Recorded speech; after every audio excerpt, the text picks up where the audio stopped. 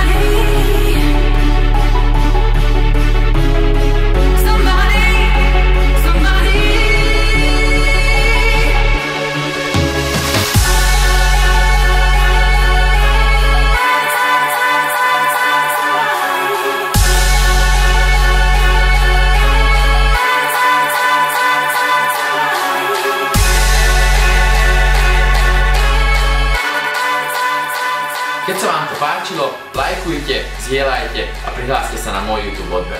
Každý týždeň vám ukážem niečo nové a užitočné. Teším sa na vás.